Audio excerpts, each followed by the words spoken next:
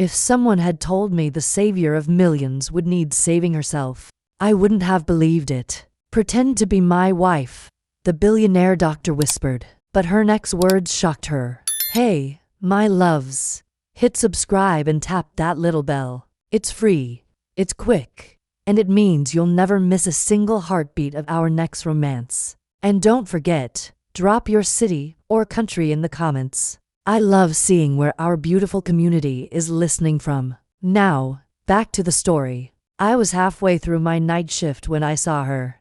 Dr. Sloane Vale, the woman every nurse in this hospital whispered about, was standing alone at the end of the corridor. The fluorescent lights above her flickered, catching on the streaks of drying blood smeared across her white coat. Someone else's blood. She didn't seem to notice. The hair she'd pinned perfectly that morning now fell loose around her face. And her eyes, this wasn't just fatigue. It was panic, contained and concealed, like a flame trapped behind glass. Dr. Vale? I asked softly. Are you okay? She turned sharply, as if my voice had startled her. For a heartbeat, I thought she wouldn't respond. Then she crossed the distance in 3 quick strides, heels striking the linoleum with crisp echoes. When she stopped, she was close enough that I caught a faint mix of antiseptic and jasmine on her skin. Pretend to be my wife, she whispered. I blinked, wondering if I'd heard her correctly.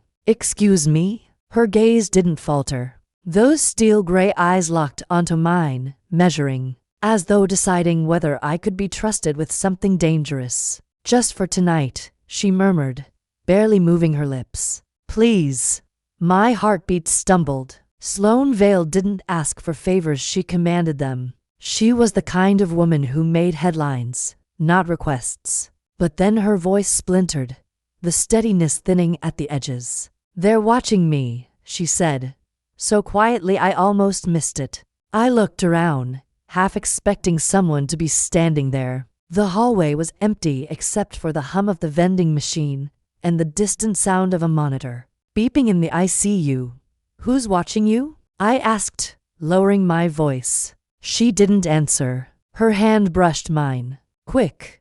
Unintentional, maybe, but enough to make my breath hitch.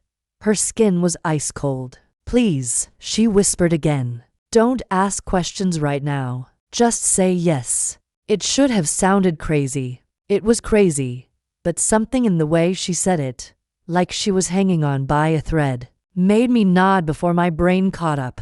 Her shoulders dropped, the faintest sign of relief. She looked over her shoulder, then back at me. Good, she murmured. Then follow my lead, and whatever happens next, don't let go of my hand. When she reached for me, her fingers laced through mine with deliberate pressure. Not romantic, not yet, but possessive, protective. My pulse jumped. She didn't even look at me again as we walked down that corridor together, side by side. I didn't know where she was taking me. I didn't know why my name was suddenly on her lips. But I knew one thing for sure. Whatever was happening, it wasn't part of any ordinary night at the hospital. And from the way her hand tightened around mine, I had a feeling I was all ready to walk away. Everyone knew her name. Dr. Sloane Vale, the billionaire surgeon who rebuilt hearts for a living, but seemed to have none left for herself. The newspapers called her the Miracle Ace. The staff called her Dr. Ice. I'd just called her ma'am like everyone else. Before that night, she was just a story to me, a rumor wrapped in a designer lab coat. Her family-owned Vale Biotech, one of the biggest medical empires in the country. And yet, she still showed up for surgeries no one else would attempt. Always composed, always in control. The kind of woman who didn't tremble, didn't laugh, didn't feel. But that night in the hallway, she looked at me like someone who hadn't slept in days or weeks. Like every secret she carried was pressing against her ribs, waiting to break through her perfect posture. After her strange request, after that whispered, "Pretend to be my wife," she didn't let go of my hand. Not once. She led me through the side exit of the hospital down to the private parking garage, reserved for senior staff. Her car, sleek, black, and too expensive for anyone to touch, waited in the far corner. When she opened the passenger door for me, I froze. "Get in," she said, not unkindly, but with an urgency that didn't leave room for questions. The air inside smelled like leather, coffee, and faint perfume. It was intimate in a way I hadn't prepared for. The kind of scent that makes you remember it long after the person's gone. She sat in silence for a moment before starting the car, her knuckles whiter on the steering wheel. "Sloane," I said finally, trying her name for the first time. She didn't correct me. "Are you going to tell me what's happening?" Her lips pressed together. Then she exhaled through her nose. "Not yet," she said. "It's safer if you don't know everything." I turned toward her. "You asked me to be your wife. I think I deserve at least something." She glanced at me just once. That look, cold and cutting when she faced anyone else, softened almost imperceptibly. "You shouldn't have said yes," she murmured. "You have no idea what you've just agreed to." For a heartbeat, the air between us felt heavy. Not with fear, but with something else. Something I couldn't name yet. When she finally spoke again, her voice was lower. "You're wondering why I picked you." I didn't answer, but she smiled faintly like she already knew. "You don't ask for anything," she said. "You do your job. You don't gossip, and you notice things others miss." I needed someone like that. Her words made sense, but the way she looked at me when she said them didn't feel professional. Her gaze lingered on my lips, my throat, my hand resting on my lap. It wasn't deliberate, but it wasn't entirely innocent either. "Dr. Vale," I started. "Sloane," she corrected softly. "If you're going to be my wife, you'll need to practice saying my name." I swallowed hard. "Sloane," I repeated, and she smiled again, small, tired, but real this time. In that moment, I realized something that scared me more than her cryptic words or the tension in her voice. The infamous Dr. Vale, cold, distant, untouchable, was still human under all that armor. And when she looked at me just for a second, I saw it. Something cracking in those storm-colored eyes. Fear or longing? Maybe both. We reached her penthouse just before midnight. The elevator ride felt longer than it should have, silent, tense, filled with the faint hum of electricity and her perfume. She stood beside me, perfectly still, hands in the pockets of her coat, staring straight ahead. When the doors opened, it was like stepping into another world. The view stretched over the entire city, towers glittering under the rain. The skyline reflected in the glass walls around us. Her home was minimalist, surgical, precise. Everything in shades of white and steel except for a single piano by the window. She tossed her keys on the counter and finally looked at me. "Sit," she said. It wasn't an order, more like a plea disguised as one. I sat on the edge of a white leather sofa, unsure if I should speak. She walked to the bar, poured herself a drink, and downed it in one breath before speaking again. "You're probably wondering what this is about." "That's an understatement," I said quietly. Her mouth curved into the faintest hint of a smile. "Then let's make it simple." She set the empty glass down. "I need someone to play my wife. Just in public. A few weeks, maybe a month." I blinked, trying to understand. "Why me?" "Because you don't want anything from me," she said flatly. "And because you don't scare easily." That last part wasn't true. My hands were shaking slightly in my lap, but I tried to hide it. "You're serious?" She nodded completely. "You'll attend events with me. Smile when I smile. Hold my hand when people are watching. That's all." I leaned back, trying to process it, and in exchange, her gaze met mine, steady and deliberate. "I'll pay you a month's salary for every week you stay." I stared at her, trying to read what wasn't being said. The proposal sounded insane. No, dangerous. But the look in her eyes told me it wasn't about money. It was about protection or hiding. Maybe both. "Why the charade?"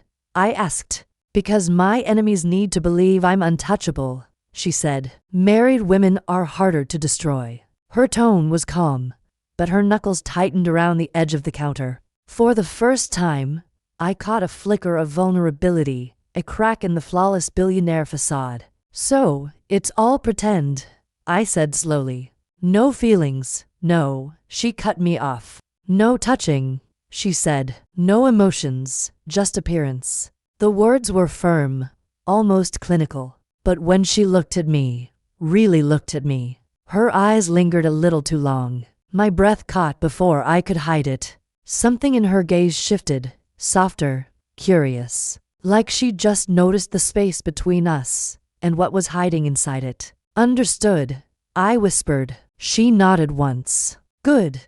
But neither of us moved. The silence stretched thick and charged.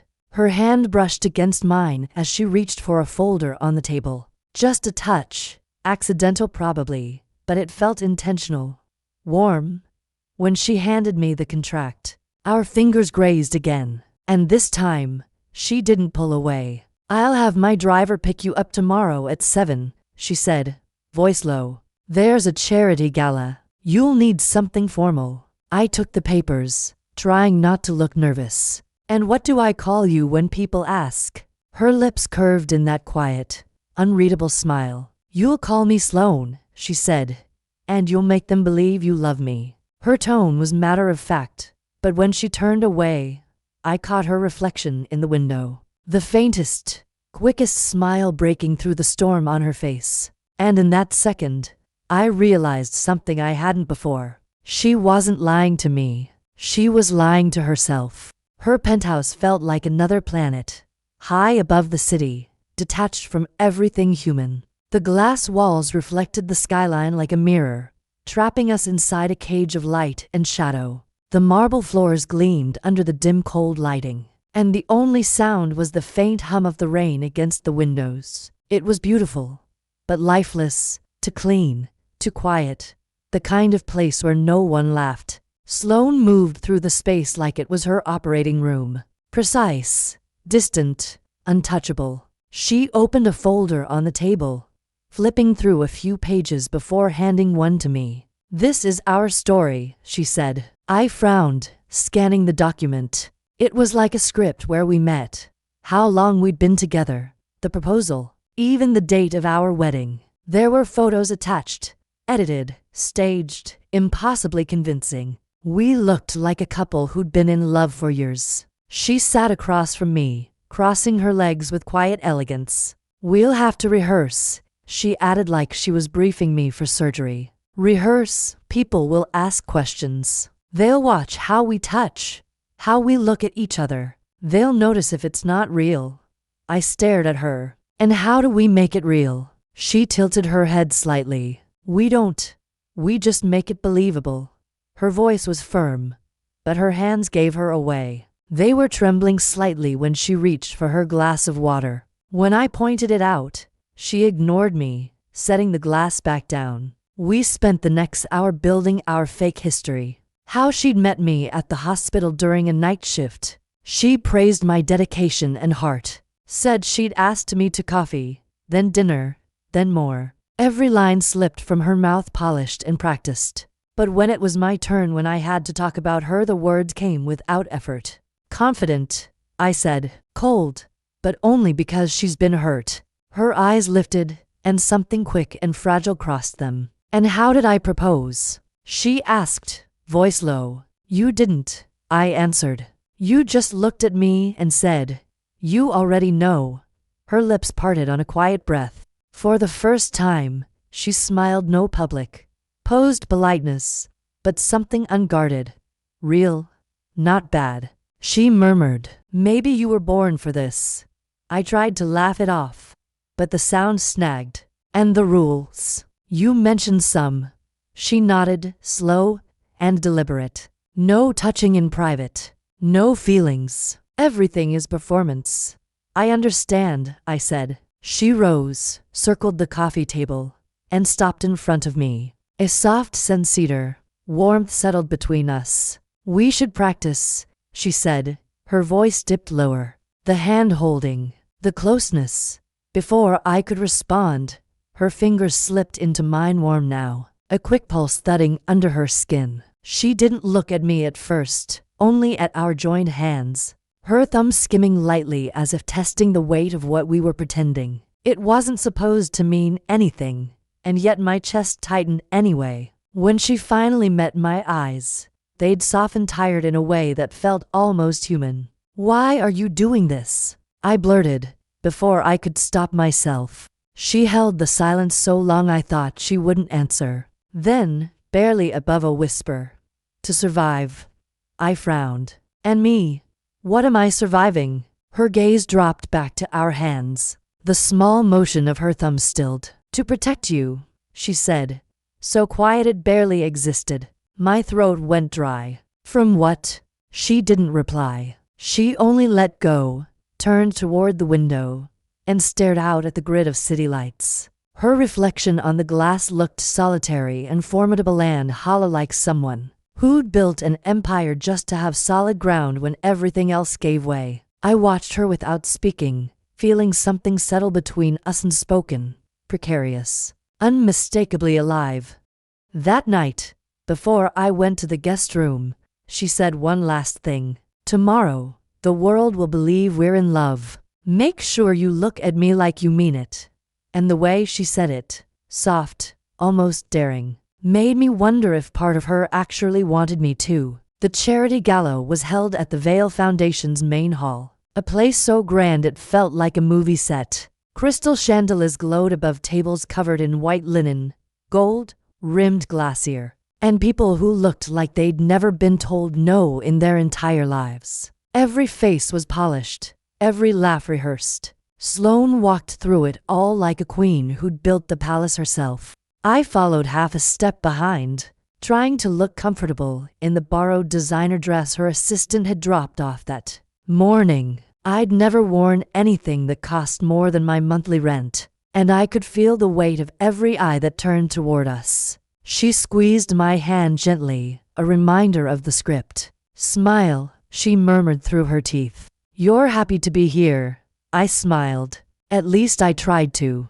Flashbulbs flickered the moment we stepped onto the red carpet. Reporters leaned over velvet ropes, firing questions I barely understood. Sloane answered each one with the calm precision of a surgeon, confident, unshakable. Her hand rested against the small of my back, steady and possessive, guiding me through the chaos like she'd done this 1,000 times before. Then one of the photographers shouted, "Give us a kiss, Dr. Vale. Let's see the newlyweds." I froze. It wasn't in the plan, at least not for tonight. Sloane turned to me, eyes unreadable. The corners of her mouth lifted in that faint, perfect smile she wore for cameras. "May I?" she whispered so softly I barely heard it over the noise. I nodded. My heart was beating so loud I was sure the microphones would pick it up. She leaned in. Her lips brushed mine. Light, deliberate, just enough to look convincing. I expected her to pull back immediately to return to her usual calm, untouchable posture. But she didn't. The cameras flashed again, but the world around us blurred. Her hand slid from my back to my jaw, fingertips trembling slightly. Then her lips moved, not rehearsed, not calculated. The second kiss wasn't for them. It was slower, deeper, real. I felt the warmth of her breath, the faint tremor of her chest as she exhaled against my mouth. Everything else, the noise, the lights, the crowd dissolved. It was just her, and for the first time, I didn't feel like we were pretending. When she finally broke the kiss, she kept her eyes closed for a second, her forehead resting against mine. Her breathing was uneven, her voice a whisper no one else could hear. I shouldn't have done that. I blinked, still dizzy. "Sloane." She stepped back too fast, her professional mask snapping into place. Cameras clicked furiously. She smiled again, but the expression didn't reach her eyes. "Thank you, everyone," she said to the crowd, her voice smooth and steady. "My wife still gets nervous in public." They laughed. She didn't. As we moved past the reporters and into the safety of the hall, I caught the faintest hint of red on her cheeks. It wasn't from embarrassment. It was something else, something she was fighting hard to hide. When we finally reached our table, she sat down without a word. For a long time, she just stared at the champagne glass in front of her, untouched. I wanted to ask what that was. The kiss, the moment, the shift in the air that still hummed between us. But I didn't. Instead, I reached across the table, touching her wrist lightly under the linen. Her hand tensed, but she didn't pull away. The orchestra started playing in the distance. People laughed, talked, toasted around us. And in that glittering room full of lies, Sloane Vale, the untouchable, flawless billionaire, refused to meet my eyes because she already knew what I'd felt in that kiss. It wasn't an act anymore. And maybe, just maybe, she'd felt it, too. The drive back from the gala was silent. The kind of silence that isn't peaceful. The kind that hums with everything unsaid. Sloane sat beside me, in the back seat of the car, her gaze fixed out the tinted window. The city light slid across her face in broken flashes. Gold, then blue, then darkness again. Every so often, she'd exhale softly like she was trying to steady herself. But never once did she look my way. Her hand rested on the seat between us, fingers brushing the leather. I wanted to reach for them, to ask what that kiss had meant, if it meant anything at all. But her body language screamed, "Don't." When the car stopped in front of the building, she finally turned to me. "Good work tonight," she said quietly, like we just completed a business transaction. "Good work," I repeated. "That's what you call that?" Her expression didn't change. It was convincing. "That's all that matters." I almost said something sharp, something honest. But the way she looked at me stopped me cold. Her eyes weren't cold anymore. They were guarded, afraid. "Get some rest," she said, stepping out of the car before I could reply. By the time I reached the guest room, exhaustion had settled into my bones. I pulled off the borrowed dress, let it fall to the floor, and stared out the window. From here, the city looked distant, like a dream someone else was having. I couldn't stop thinking about her, about the tremor in her hand, the warmth of her lips, the fear she tried so hard to hide. When I finally turned down the bed, I saw it. A folded piece of paper tucked under the corner of my pillow. No envelope, just clean, heavy paper that still smelled faintly like her perfume. I unfolded it slowly. "If anything happens to me, don't trust anyone, not even them." No signature, no explanation. But the handwriting, sharp, precise, elegant, was unmistakable. Sloane's. I sat on the edge of the bed, reading it again and again until the words blurred. "If anything happens to me," my stomach dropped. What did she mean? What could possibly happen to her? The untouchable billionaire surgeon, the woman who controlled everything and everyone around her. And them, who were they? I thought about the way she looked over her shoulder tonight. How her eyes kept darting towards certain faces in the crowd. I remembered the way she'd said, "They're watching me." The note wasn't paranoia. It was a warning. I stood and crossed the room, checking the door, the windows, the hallway outside. Everything was quiet. Too quiet. Even the hum of the elevator down the hall sounded distant. When I came back to the bed, I placed the note on the nightstand and stared at it for a long time. I should have gone to her. I should have knocked on her door and demanded to know what she was talking about. But I didn't. Something told me that if she'd wanted to talk, she wouldn't have written a note. I turned off the light, though sleep didn't come. Every creak in the walls made my pulse jump. Every flicker of light outside felt like headlights slowing just a bit too long near the building. At some point, I dozed off, half alert, half dreaming, and woke to a faint sound in the hallway. Footsteps, slow, careful, then gone. When I checked the door again, nothing. But the next morning, when I left the room, the note was gone. Someone had been inside and Sloane wasn't home. 3 nights later, I realized something was seriously wrong with her. Sloane hadn't spoken more than a handful of words to me since the gala. She worked late, came home later, and when she did, she looked like she'd been carrying the weight of the world in her hands. Dark circles under her eyes, hair slightly out of place, lips pressed together like she was holding back a scream. I'd tried to talk to her. Of course, she'd brush it off with that same clipped tone. "I'm fine. You don't need to worry about me.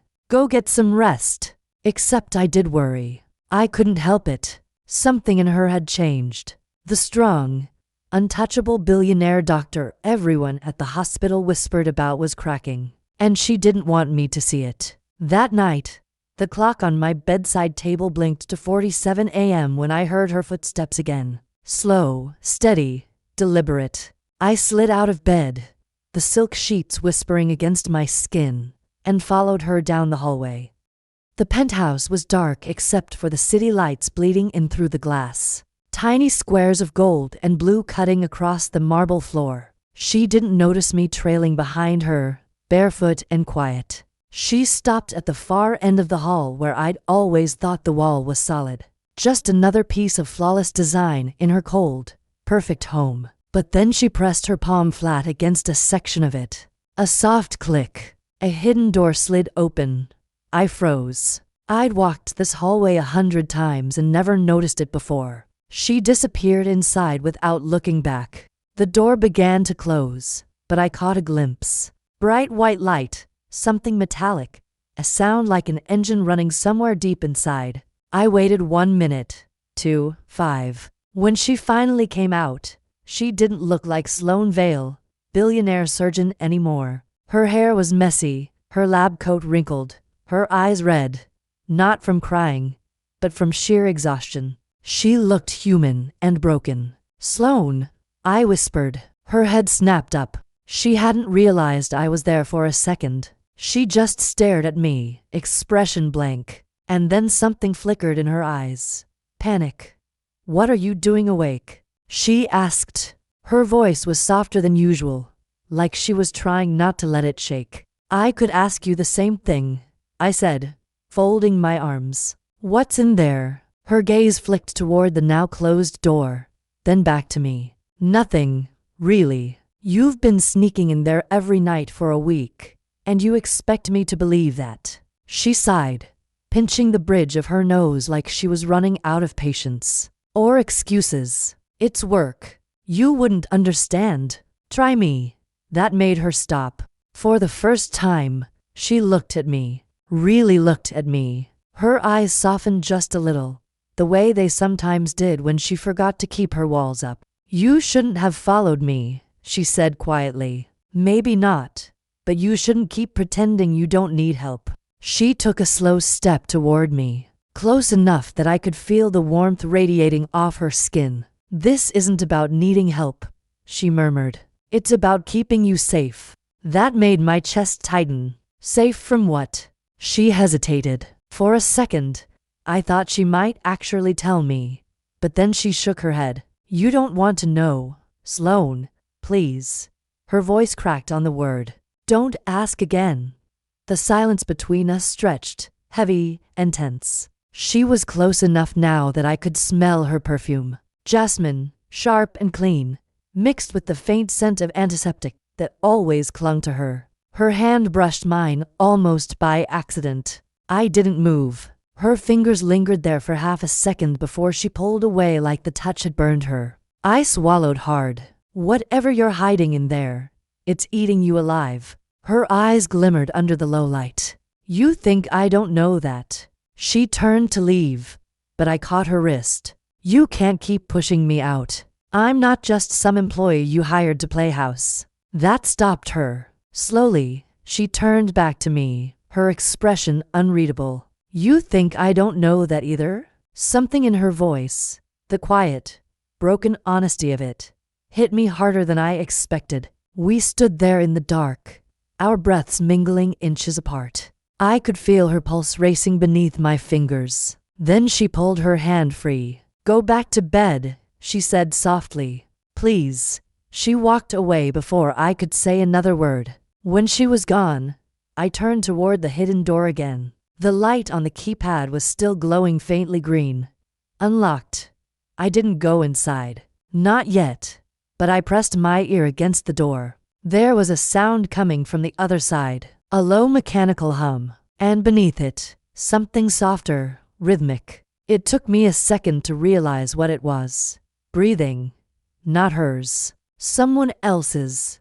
The night of the board dinner felt like walking straight into a shark tank. The penthouse restaurant had been cleared for Vale Biotech's elite. Men with perfect smiles and cold eyes, women dripping in diamonds sharp enough to cut glass. Everyone there had something to gain from Sloane or something to lose. I stood beside her, my arm looped through hers, pretending to belong.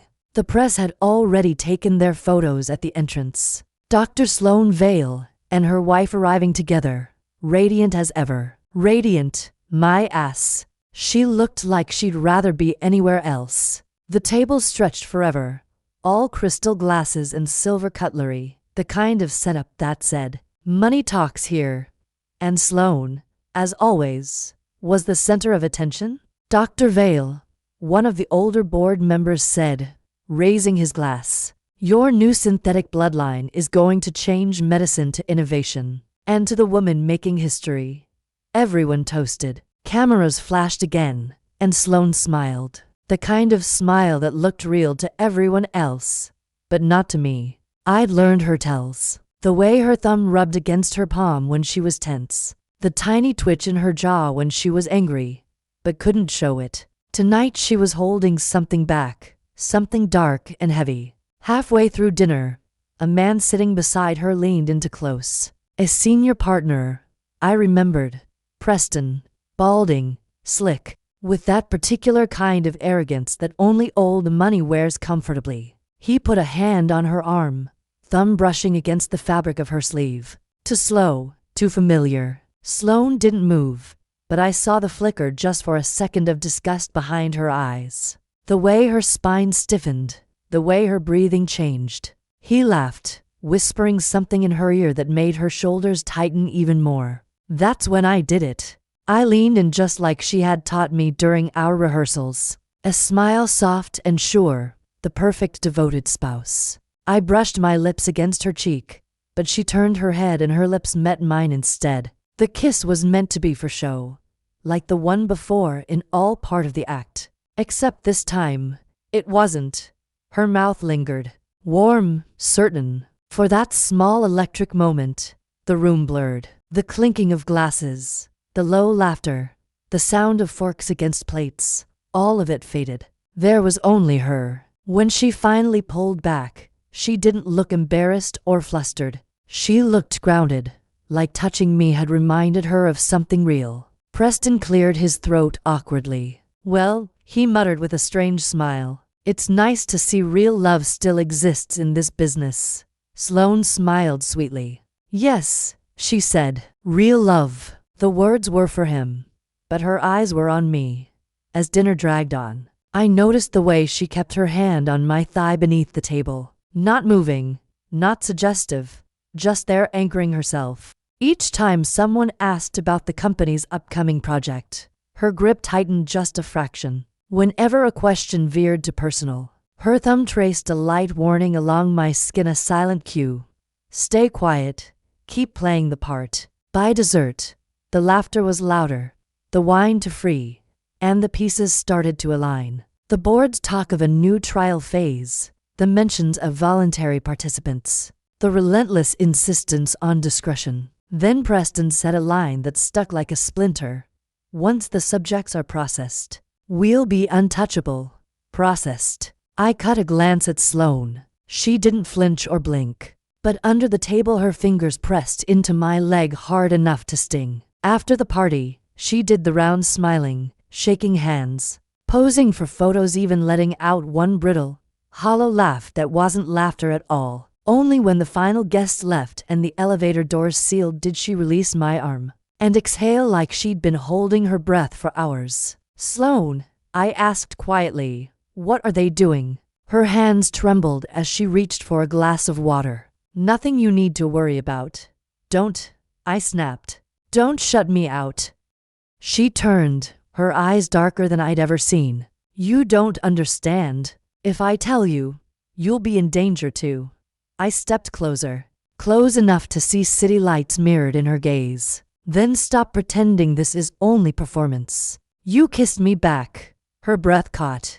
She didn't deny it. I needed to remind them I'm not theirs to touch, she whispered. My heart pounded. Then whose are you? For a moment, it seemed like she might answer. Her lips parted, just trembling, but she shook her head, turned away, and murmured to herself, let's just get through tonight. She walked down the hall toward her room, heels clicking softly over marble, leaving me standing in the lingering ache of her words. I didn't follow her this time, but I noticed her hands still shaking and the faint smear of red on her sleeve. Lipstick blood after the last glass clinked, and the final fake smile was gone. The penthouse turned dead quiet. Only the low hum of the city below filled the air. Sirens in the distance, traffic murmuring like restless ghosts. Sloane didn't move for a long time. She just stood there in front of the floor-to-ceiling windows. Her reflection ghosted against the skyline. One hand still clutched the stem of her wine glass. The other was pressed against the glass, fingers trembling. The blood stain on her sleeve had darkened to a dull brown. I wanted to ask about it, but something in her posture stopped me. She looked like she was fighting not to fall apart. When she finally spoke, her voice was flat, distant. They killed my sister. The words landed like a punch. I froze. She didn't turn round. Her reflection blinked once, then stared back out over the city. The company said it was an overdose, that she got hooked on the early prototypes. They buried it in a report, rewrote the timeline, and paid off the family. But you're her family, I said. My voice came out small, useless. Her shoulders rose and fell. Exactly. I stepped closer. What really happened? She set down the glass. It hit the counter too hard, the sharp clink breaking the quiet. She found something she wasn't supposed to. Data on the human trials. The ones we never got approval for. Real people paid off to disappear when things went wrong. Disappear how? I asked, though I already didn't want to know. Her eyes flicked toward me, and for the first time I saw it. Raw, unfiltered terror. They died and the company covered it up. My sister tried to leak it to the press. 2 days later she was gone. They called it suicide. My chest tightened. Jesus, Sloane. She looked at me like she was daring me to say it wasn't true. I didn't. Why didn't you tell anyone? I whispered. I did, she said, laughing bitterly. The board, the investors, they all called me paranoid. Said grief was clouding my judgment. But then the same people who called me family started watching me. My calls, my home, my research. That's why you hired me. She hesitated. I hired you because I needed someone who wasn't part of their world. Someone clean. Someone they wouldn't suspect. My heart was hammering now, a painful thud under my ribs. And now they're after you. She nodded slowly, finally turning to face me. Her eyes were red-rimmed, glistening in the half-light. I found the files she hid, the proof. They know I have it. And now, she took a breath, stepping closer until her voice dropped to a whisper. Now they'll come for you, too. The room tilted. Me? She reached out suddenly, cupping my face in her hands. The first real touch between us that didn't feel staged. Didn't belong to the lie we'd been performing. Her palms were cold, trembling. I tried to keep you out of this, she said. But after tonight, after that kiss, they saw what you mean to me. I started, but she cut me off. Yes, you do. Her voice cracked, the mask completely gone now. The woman who had seemed untouchable, the billionaire, the surgeon, the genius, looked terrified and heartbreakingly human. You were supposed to just play the part, smile, hold my hand, show up to dinners. But then you started asking questions. You started caring. She swallowed hard. And that makes you a liability to them. I grabbed her wrists, holding her hands against my cheeks. Then let's run. Go public. Tell the truth. They'll kill us before we can, she said flatly. I shook my head. Sloane, listen to me, she said, her tone sharp again, the surgeon taking over. There's a drive, a black one. in the locked room. If anything happens to me, you take it and go straight to a woman named Dr. Eliza at the Tribune. She's the only one who knows the full story. I didn't want to hear the way she said if anything happens to me. It made the air in my lungs burn. I'm not going anywhere without you, I whispered. She stared at me for a long time. Then slowly she leaned in. Not for show, not for safety. Her lips brushed mine, soft but desperate. You might not have a choice, she whispered against my mouth. And when she pulled away, there was something final in her eyes. Something that felt a lot like goodbye. We didn't sleep that night. Neither of us even tried. The air in her bedroom felt heavy, charged. The kind of silence that comes when you're both too afraid to break it. The city lights bled through the glass wall, cutting pale lines across the white sheets. And in that dim glow, Sloane didn't look like the ruthless woman the world worshipped. She looked human, tired, raw. She changed into a loose gray t-shirt and sat cross-legged on the bed, her hair a tangled mess around her shoulders. I was sitting across from her, knees barely touching, close enough to feel the warmth of her skin. Between us sat a single glass of whiskey we'd been passing back and forth, mostly untouched. Neither of us drank. It just gave our hands something to do when the silence grew too loud. I haven't slept in weeks, she said finally, voice quiet. Every time I close my eyes, I see her. My sister. I leaned forward. What was she like? Sloane hesitated, then smiled faintly. The kind of smile that hurts more than crying. She was the only person who wasn't afraid to tell me when I was being an ass. That must have been a full-time job. I teased softly. A tiny laugh escaped her. It was short, breathy, but real. Yeah, it was. Then her face softened again. She believed in what we were doing, the research, the breakthroughs. She thought we were saving lives. And then she found out we weren't. I reached out before I could stop myself, laying my hand on top of hers. Her fingers twitched, but didn't pull away. You're trying to fix what they broke, I said. She shook her head. I'm trying to survive it. Her gaze lifted, locking onto mine. There was something different in it this time. Not fear, not distance, something heavier. Can I tell you something? She asked. Always. She hesitated, and I saw the exact second she let her walls drop. Her hand turned over beneath mine, her fingers curling to hold on. I never thought I could love again, she said quietly. My breath caught. Love? I repeated, barely whispering the word, afraid it might shatter if I said it too loud. She didn't look away. Not this time. Yes. Her voice was steady, but her eyes told the truth. She was terrified. It's the most dangerous thing we can do right now, she added, almost as if saying it out loud made it more real. I swallowed hard, heart pounding in my throat. Then why tell me? Because pretending not to feel it hurts worse, she said. For a long time, neither of us moved. The only sound was the city outside and the faint ticking of the antique clock on her nightstand. I could feel the heat radiating off her skin, the way her breath caught when I moved closer. The rest of the world, the company, the files. The danger pressing in blurred until there was only her. Only this moment. When she leaned in, it wasn't cautious or practiced. It was slow, hesitant, but real. Her forehead touched mine first, a quiet surrender before her lips met mine, soft, searching. The kiss deepened gradually, born from too much silence, too much restraint. Her hand found my cheek, thumb grazing the corner of my mouth, and I felt the tremor in her fingers, not fear this time, but release. When we finally pulled apart, her breathing was unsteady. We shouldn't, she whispered. I know. I managed, voice shaking. But I don't care. She smiled, then the first real smile I'd ever seen on her. You're going to be the death of me. Then we'll go together, I said. Something flickered in her eyes, equal parts heartbreak and something that looked like hope. You have no idea what that promise means. Before I could ask, her phone buzzed on the nightstand. One message. No name, just 2 words.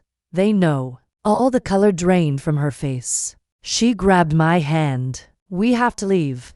Now.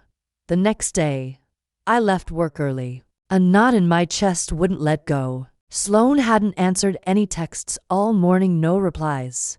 No read receipts. Nothing. It wasn't like her. She lived for control, for keeping every variable contained. Silence wasn't her style. By the time I reached the penthouse, I could already tell something was wrong.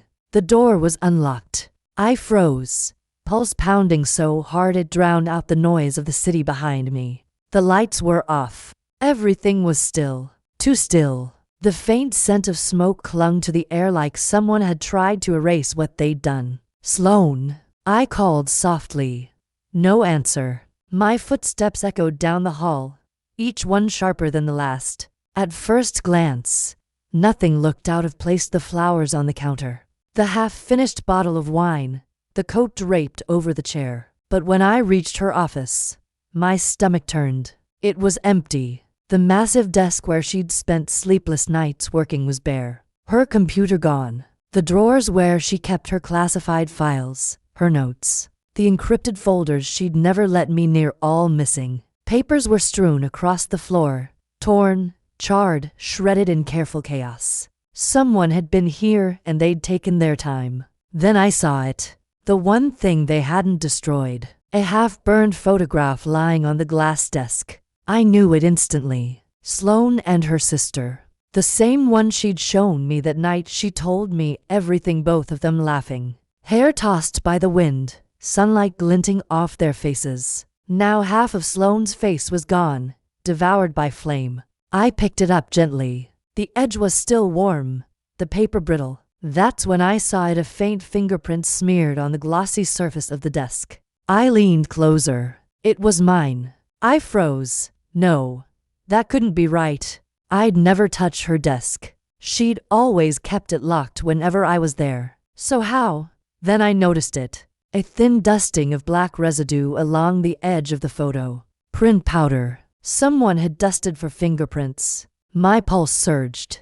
Whoever had done this hadn't just broken in. They'd made it look like I had. I backed away slowly, my throat dry. The security camera's gone. The drive's gone. Even the hidden safe behind the bookshelf. Wide open, empty. Sloane, I whispered again, but this time it came out shaky. What did you do?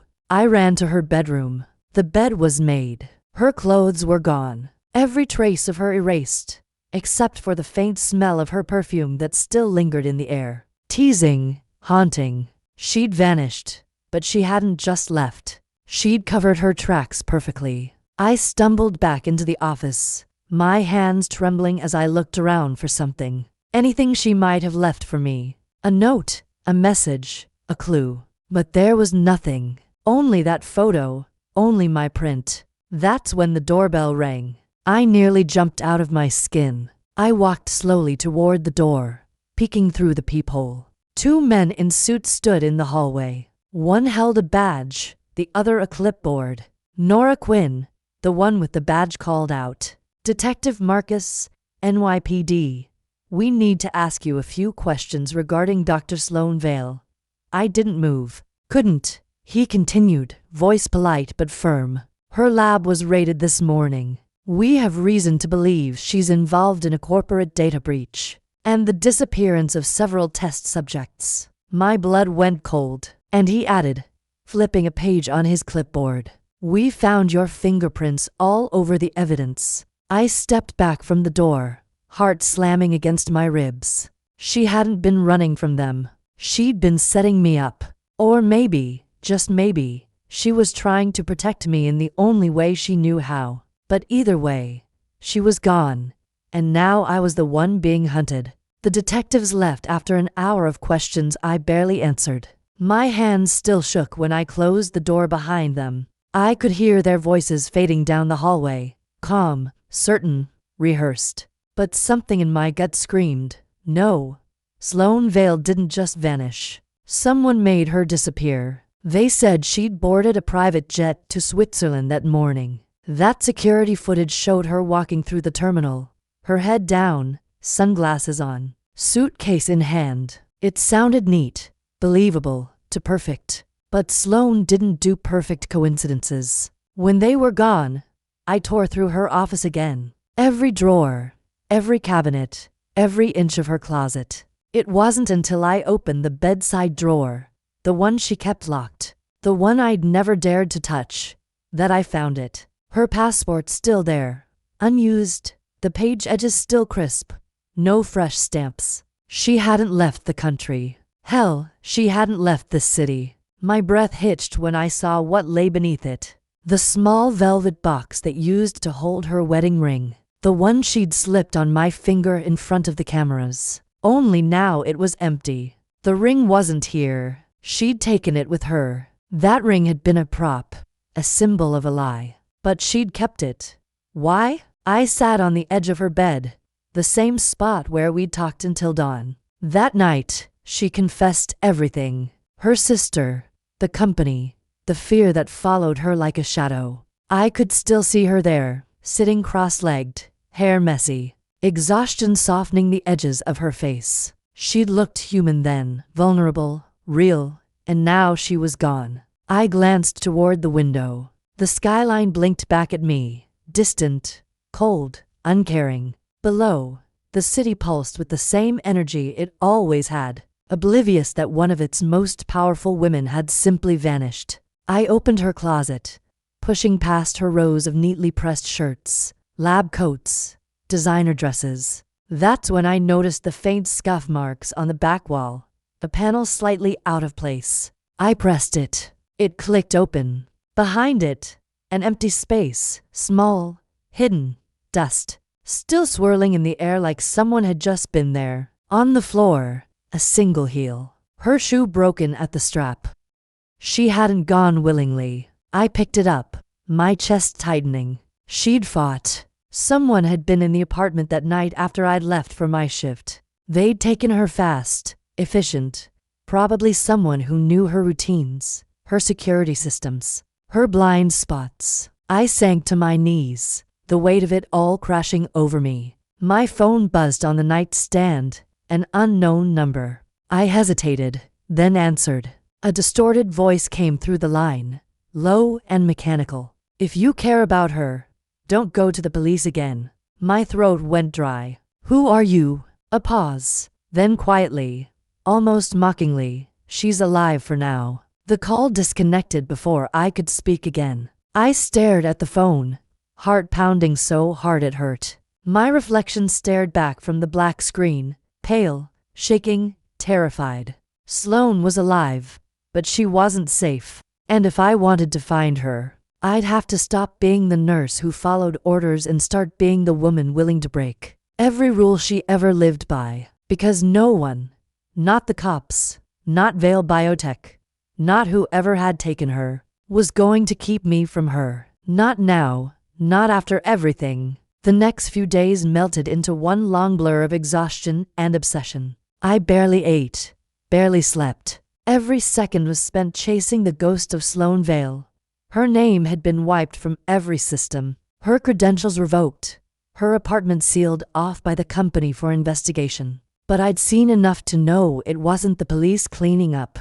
It was Vale Biotech. The same people she'd feared were now erasing her like she never existed. That's when I started finding the breadcrumbs. The first was buried in an old patient file, one I wasn't supposed to have access to. The chart was years old, long closed.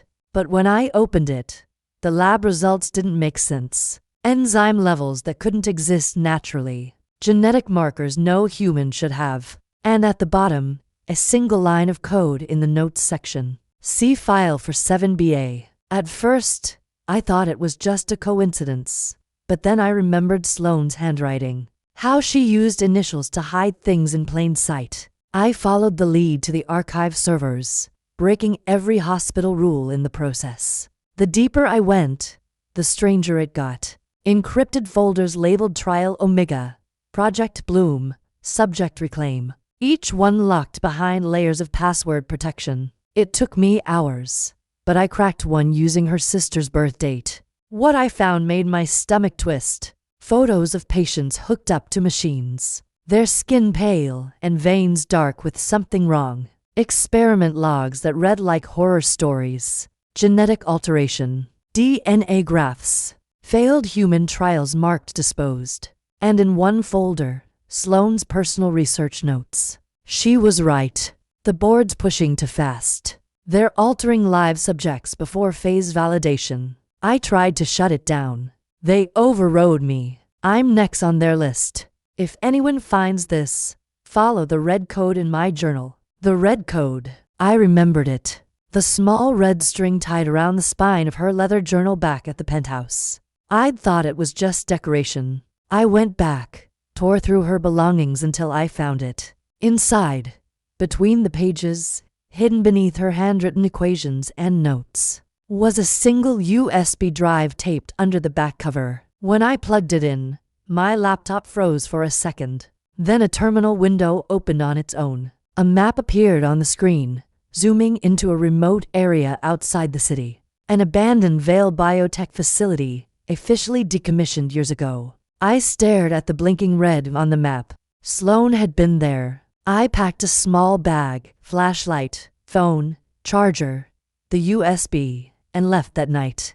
The city's glow faded behind me as I drove toward the edge of nowhere. Rain streaking across the windshield. Every few minutes, I'd glance at the passenger seat, half expecting her to be there, teasing me for driving too fast. But all I had was silence. When I reached the facility, the air felt wrong, like something dead still breathed there. Rusted gates, barbed wire, the sign half fallen, the Vale logo barely visible. Inside, the hall smelled like metal and rot. My footsteps echoed off the concrete, and then I saw it, her handwriting on the wall, faint, but clear. Keep going. It was hers. I followed the trail through the corridor until I reached a lab that still had power. Papers covered the counters, screens flickering with corrupted data. On one monitor, her last research log played, her voice steady but shaking. If you're hearing this, I failed. They found me, but I left everything, the evidence, the truth, in the vault beneath this floor. Don't trust anyone, not even me. Her voice broke at the end, and for the first time since she disappeared, I let myself cry. She hadn't abandoned me. She'd been fighting until the very last second, and if she was still out there somewhere, I was going to find her, even if it meant tearing down Vale Biotech myself. The elevator shaft was dead, so I climbed. Every rung burned my palms. Every echo of metal felt like a countdown. When I finally pried open the basement door, the air hit me. Damp, cold, thick with disinfectant and decay. The kind of smell that clung to your throat. I followed the hum of faint machinery, the sound growing louder with each step until I reached a long corridor, lit by a single flickering bulb. There were rooms on both sides, glass walls, shattered equipment, dried stains that told stories I didn't want to imagine. Then I saw her at the end of the hall, slumped against the wall inside a containment chamber. Sloane.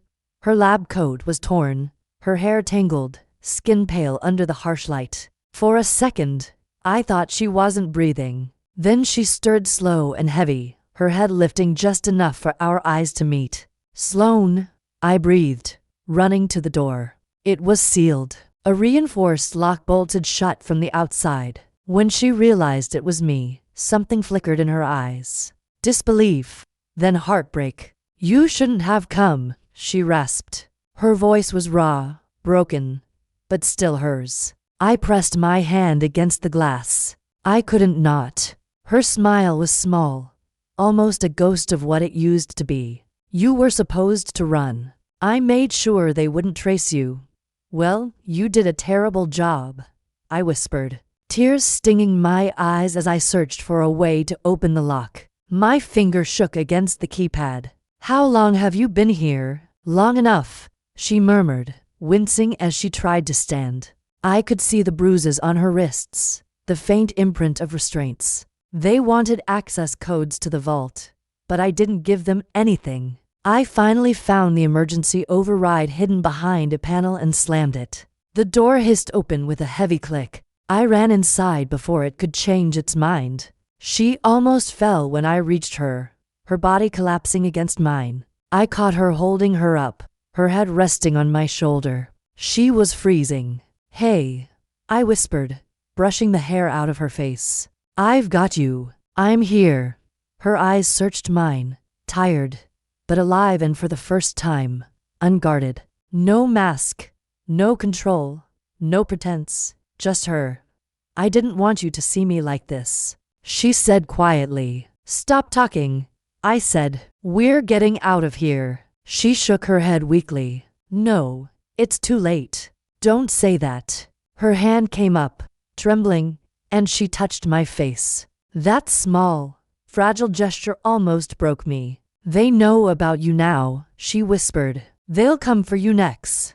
"I don't care." "You should," she said, a faint smile curving her lips. "You're the only good thing left in all of this." Something in me snapped. I leaned forward before I could stop myself, my hands sliding to the back of her neck, pulling her closer. And then finally, she kissed me back. Not a performance, not a cover story. It was real. Her lips were cold, but soft, desperate, tasting of blood and salt and everything we'd never said out loud. The world fell away for a second. No labs, no danger, no lies. Just her breath against mine, trembling, human. When we pulled apart, tears were running down her face. "I'm sorry," she said again, voice breaking. "It's too late. Don't say that," I begged, holding her tighter. "Please, Sloane." But then the lights above us flickered, a mechanical whine echoing through the corridor. She looked up, fear flooding her eyes. "They're coming," she whispered. The floor vibrated as heavy boots hit the metal stairs above us. Alarms blared to life. Sloane grabbed my arm, forcing something into my hand. A small flash drive, cold and slick with her blood. "Take it," she said. "Everything's on there. The trials, the names, the truth. Don't let them bury it again. I'm not leaving without you." Her eyes softened, but her tone was final. "You have too." And before I could argue, she pushed me toward the exit and sealed the door behind me. Her last words echoed through the glass. "Run," and then the lights went out. The alarms were deafening, shrill, mechanical screams bouncing off the concrete walls as red lights pulsed like the heartbeat of the building itself. The smell of smoke was already in the air, sharp and chemical somewhere deep in the facility. Something was burning. Sloane's hands trembled as she shoved the drive into my palm, knuckles split and bleeding. "Run," she rasped, voice frayed and shaking. "That's the evidence. Don't stop. Don't look back." But my feet wouldn't move. I couldn't. Terror burned in her eyes, not for herself, but for me, and that scared me more than the alarms or the chaos closing in. "No," I said, tightening my grip on her wrist. "We're leaving together." She tried to pull away, breath ragged. "You don't understand. The system's locked. Once it detonates, this entire place is finished. Then we go now," I shouted, yanking her toward the exit. She stayed rooted, shaking her head, eyes shining. "Sloane, please." She grabbed my face, fingers pressing my jaw, forcing my gaze to hers. "Listen to me. If you stay, everything dies here, every name, every file, every person they experimented on. This drive is their confession. It's our only chance." "I don't care about the evidence," I said, voice cracking. "I care about you." A sad, fragile smile touched her mouth. "You already have me." The lights stuttered. The floor groaned deep, violent dust sifting from the ceiling. Shouts erupted somewhere down the corridor. Boots. Gunfire. The building rattled like a living thing. "Go," she yelled, shoving me back. "You're wasting time." I lunged and caught her arm, refusing to let go. "You said you needed me to pretend to be your wife," I choked out, tears mixing with grit. "So stop pretending, Sloane. Let's go home." For a heartbeat, her face cracked open. Not the billionaire doctor. Not the fugitive scientist, just a woman who wanted to believe there was still time. She kissed me then hard, urgent, desperate, the kind of kiss that tastes like goodbye. When she pulled away, her eyes were wet but steady. "Pretend to be my wife," she whispered, voice unsteady. "Then make sure the world knows what they did to us." Before I could answer, she slammed her palm onto the control panel. Sirens shrieked. Evacuation protocol activated. Core detonation in 60 seconds. "Sloan," I screamed as a glass barrier dropped between us. She gave me a small, wavering smile through the haze, red strobes washing her face. "Go, love." I ran. I didn't want to, but I ran, clutching the drive so tight it cut my palm. The hallway bucked underfoot, tiles exploding, pipes erupting steam. I stumbled, caught myself, kept going, lungs searing with smoke. Behind me, the world detonated. A blast wave punched down the corridor, heat ripping at my back. The sound so colossal it erased everything for a heartbeat. I went to my knees, vision widening out. When I turned, the lab, the walls, the glass was gone. Only fire and dust remained, and the faint trace of her perfume lingering in the air. I screamed her name until my voice broke. No answer, just the echo of the woe. The news called her a hero. Headlines screamed her name for weeks.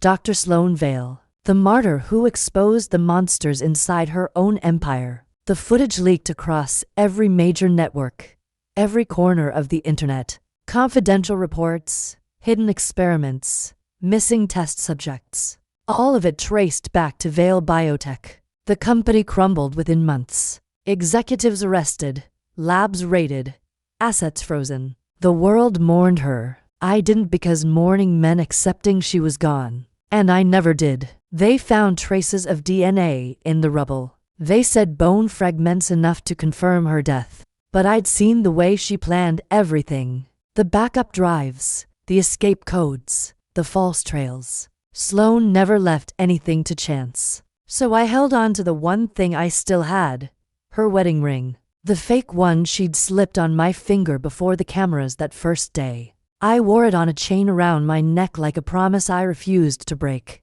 2 years passed. I moved to a small town by the coast. Quiet, anonymous, safe. My nights were filled with the sound of waves and the ghost of her voice. Sometimes I'd wake up reaching for her, half expecting to feel her hand on my chest, her breath against my skin. But it was always just me. Until that morning, I was sitting in a cafe I'd made my second home. Same corner table, same cup of black coffee, same dull routine. The sky outside was pale and overcast, the kind of gray that made the ocean look like brushed steel. The bell over the door chimed. I didn't look up at first, not until someone stopped beside my table and set down a fresh cup of coffee. My exact order. I frowned, glancing up, ready to tell the waiter I hadn't asked for another. And then I froze. Same eyes, gray, blue, stormy, alive. Same hands, elegant,